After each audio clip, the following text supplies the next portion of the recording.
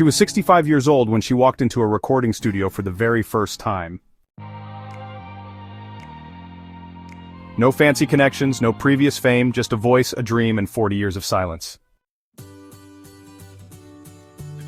Her name was Helen, and for most of her life, music wasn't something she pursued, it was something she buried, quietly, carefully, for decades. As a teenager, Helen used to write songs in the back of her school notebooks. Her parents would often find her singing to herself while washing dishes or looking out the window. Her dream was simple.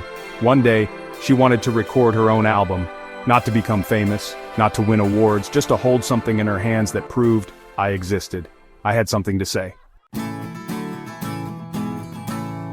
But life had other plans. At 19, Helen got married. By 22, she had 2 children. Her life was consumed by responsibilities, sacrifice, and the unspoken belief that dreams were luxuries for others, not for her. She became a mother, a wife, a caretaker, a worker, but never a singer. Her songs were forgotten. Her guitar collected dust in a box in the attic. And as the years passed, her dream grew quieter, until even she almost forgot it existed. Almost. Because even though Helen didn't talk about it, that dream never really died. It simply waited, patiently, silently. And then one day at 65, something changed. Helen retired, her kids were grown, her days suddenly became quiet again, but in a different way. This time the silence wasn't filled with children's laughter or the chaos of family life. It was just silence. And in that silence, she heard something she hadn't heard in decades, her own voice, the one she used to sing with. She went up to her attic and pulled out the dusty guitar. Strings broken, wood cracked, she replaced the strings, she tuned it, she sat down, and her hands trembled. But then, she played, slowly, imperfectly, but beautifully. That night, Helen wrote her first new song in over 40 years. The next morning, she wrote another. She was terrified, she felt foolish. Who starts a music career at 65, she thought. But another voice, deeper and older, answered, someone who's waited long enough. She began practicing every day, watching YouTube tutorials, learning basic home recording, even joining an online songwriter group. At first, she didn't even tell her family, it felt too personal, too fragile. Then came the boldest move. She booked a local studio session, just 1 hour. She walked into that studio with nothing but handwritten lyrics, shaky hands, and a fire in her heart that refused to die quietly.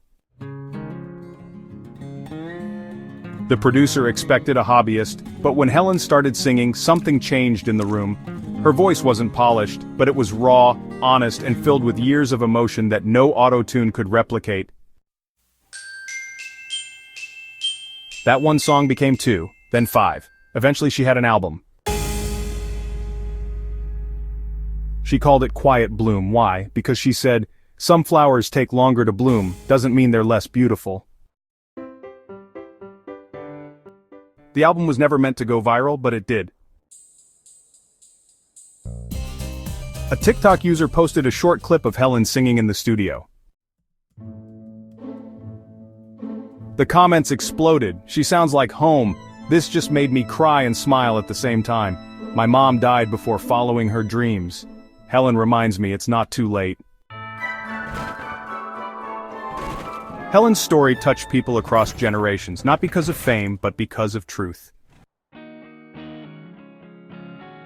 She reminded people that dreams don't have expiration dates, that the voice inside you doesn't disappear, it just waits for the right moment.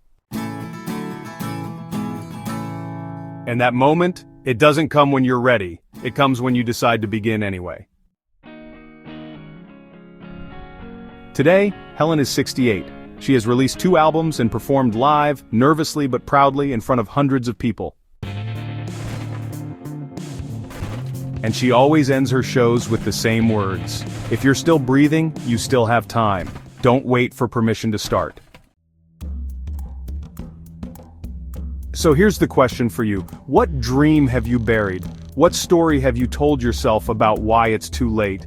What would happen if, just maybe, you picked it up again?